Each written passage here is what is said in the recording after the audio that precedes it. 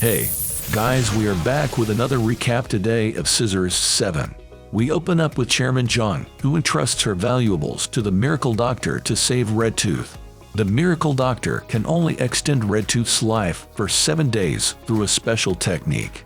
Knowing this, Chairman John accompanies him to find the Blood Demon's pool in Zhuanshu. We go to 10 years earlier to the Heaven Lily sect, where Zhang and Quan grow close. Quan confesses his love, but Zhang, not allowed by the Sky Lotus rules against marriage, declines. Despite Quan's offer to leave Zhuanwu together, Zhang apologizes and takes her leave. This rejection of Quan's proposal leaves him feeling hurt, as she rather be a master of the Heaven Lily sect. The next day, the current master reveals her intention to appoint Zhang as her successor, emphasizing her as the only suitable candidate. Despite Jiang's reluctance, she cannot refuse the offer. The master decides to impart her secret kung fu skills to Zhang. In current day, we see Zhang carry Red Tooth to the Heaven Lily sect, thinking about her appointment as the master's successor. Quan, devastated by the turn of events, storms off during the ceremony. Later, he taunts Zhang, saying that her choice is understandable as it grants her the opportunity to learn the powerful kung fu skill, White Lily Blossom. Later on we see that the master teaches Zhang the White Lily Blossom technique but notices her distraction and sends her to rest. A student informs them that Quan is possessed and has killed several students. Quan attacks the master, but Zhang intervenes to save him. The master warns Zhang of betrayal and dire consequences if she continues. Despite everything, Zhang still tries to save Quan. Disappointed, the master punishes Pu Zhang with a 10 heavenly punishments torture, which he accepts. As Zhang is struck by a beam of electric energy, the master banishes both Zhang and Quan, threatening Quan's life if he returns. Back to present, Zhang returns to the Heaven Lily sect, thinking about her master's passing shortly after the tragic incident. She feels bad for not having visited her master one last time and paying her respects at a picture of her. Zhang learns that the disciples scattered after her master's death, causing the sect's destruction. She holds herself responsible for the sect's downfall but decides to save Red Tooth by taking him to the pool of the Blood Demon. Back to past, we see that Jiang's appointment as the successor to the master deeply wounds Quan, Red Tooth, who realizes she prioritized becoming the master over a life with him. He storms out, hurt and frustrated. When Zhang apologizes later, Quan just aggressively talks about the White Lily Blossom skill she will learn, implying he would prioritize the skill over their relationship as well. Later on, Quan overhears children mocking him for falling in love with their future master, which leads to a fight. Quan fights but ends up getting beaten up. A troubled Quan seeks the Blood Demon, talking about his inability to break the seal but offering to bring the head of the Heaven Lily sect who can. He demands the Blood Demon's power, but instead it possesses him. Quan returns to the Heaven Lily sect and causes chaos, leading to the master confronting and stopping him. Zhang gets involved to save Quan but ends up getting expelled and punished by the master. She helps Quan recover but leaves him upon his awakening, instructing him to never seek her out again. We see as Red Tooth wakes up in the Blood Demon's pool, finding Zhang chained to him. She reveals the Blood Demon resides within him and she's using the Lily Seal. Red Tooth, ungrateful, wants to confront Green Phoenix first, realizing the chain links them to the demon. Zhang plans to starve it by preventing Red Tooth from feeding on blood. He opposes, not wanting the demon to die. In a struggle, Red Tooth tries to attack Zhang, but she fights back with Kung Fu, knocking him into the cave wall. They continue exchanging blows, and despite her efforts, Red Tooth scratches her hand. He taunts her about the White Lily Blossom skill, which he clarifies is to purify him, not to kiss him. Their intense stare triggers memories of happier times. Suddenly, Jiang's phone rings, alerting them to Chicken Island's peril. We skip to see that at a restaurant, White Fox compliments the owner's cooking while subtly threatening him not to run away. He then departs from the blood-stained scene. On the other hand, Seven blames himself for the trouble on Chicken Island, but Daibo urges him to rest. Cola and the Prince of Stan head to Chicken Island to offer help.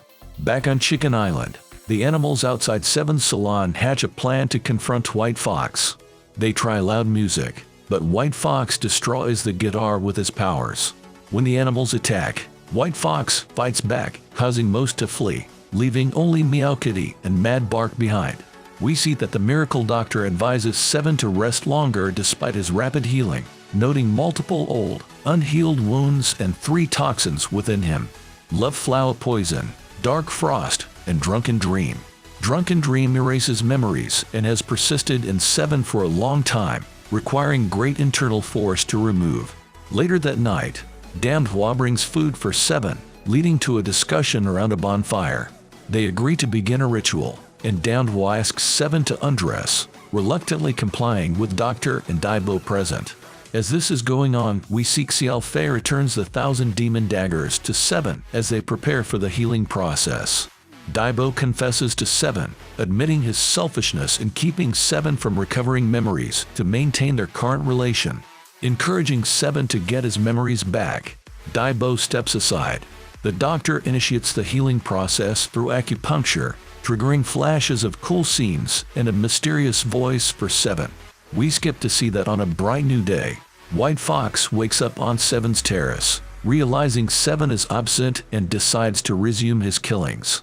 As he prepares to strike, a spacecraft appears, and the Prince of Stern confronts White Fox, vowing justice for his kingdom's residents and the previous incidents. They engage in a fierce battle that looks quite cool, as we can see, with the prince firing missiles and a powerful blaster. Despite the prince's assumption of victory, White Fox survives and prepares to finish him off until Kola intervenes, pleading for another day to prepare. Reluctantly, White Fox agrees. Kola reveals a newly discovered energy stone for charging up and suggests converting a spaceship into an energy extractor to aid the prince's preparation. Later that night, White Fox returns to the restaurant to eat again like a hungry idiot, where he sees a missile disguised as a firework in the sky. White Fox destroys the missile with his powers.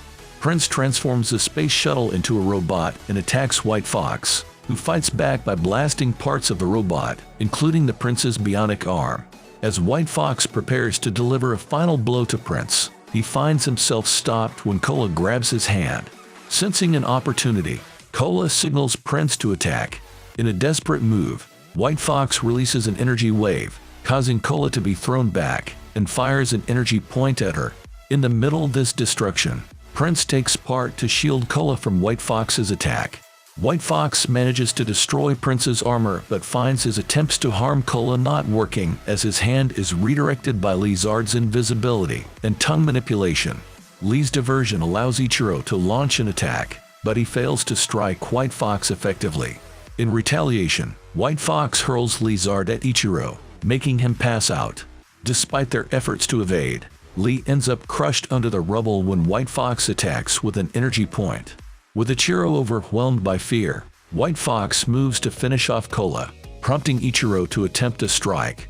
However, White Fox taunts him, repeatedly slapping him until Ichiro's sword shatters from the impact.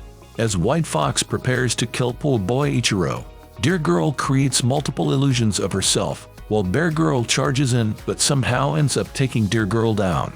Ichiro seizes the moment to hurl his broken sword, but White Fox dodges both the sword and the bullet it fires. Ichiro surprises White Fox with a powerful kick to the face, resulting in an epic exchange of martial arts moves. Despite Ichiro's fight, White Fox gains the upper hand and knocks him down. Suddenly we see Redtooth intervene and deflect White Fox's attack aimed at the girls. Redtooth asserts that Green Phoenix should be White Fox's target, not Seven. Kind of frustrated, White Fox learns of Redtooth's survival and his alliance with an old woman. Redtooth attacks White Fox, who retaliates with a massive energy blast, but Redtooth effortlessly breaks through it. In a well-animated moment, Redtooth pierces White Fox's chest with his claws, leading to a tense fight where both wield their powers. We skip to see that in the beginning of the fight between Green Phoenix and the leader of the Shadow Assassin that is very awesome to watch. Initially, Green Phoenix gets injured, making him think about memories of his master rescuing him from chaos. As the fight continues, Green Phoenix evades the leader's blade, reflecting on his master's counsel regarding the Blade of Fear. Realizing the claw attack as a feint assault, He gets resolute to overcome fear, allowing the strike to pass through him before launching a powerful counterattack that propels him forward. As the fight is happening, Green Phoenix attempts to strike the leader, but the servant steps in, sacrificing herself to shield him from the blow. She ends up getting stabbed by Green Phoenix through the palm. Surprisingly, the leader changes his previous stance and commends Green Phoenix for his strength. Despite Green Phoenix's taunts regarding the use of a robot from Stern, the leader justifies his actions and asserts that Green Phoenix has missed his sole opportunity. Green Phoenix seemingly sewn with the leader, revealing he has another strategy. A projection by the servant shows 13 poisoned by Manjusaka, giving Green Phoenix a time limit to save her. Unfazed, he attacks, destroying the servant and injuring the leader before rescuing 13.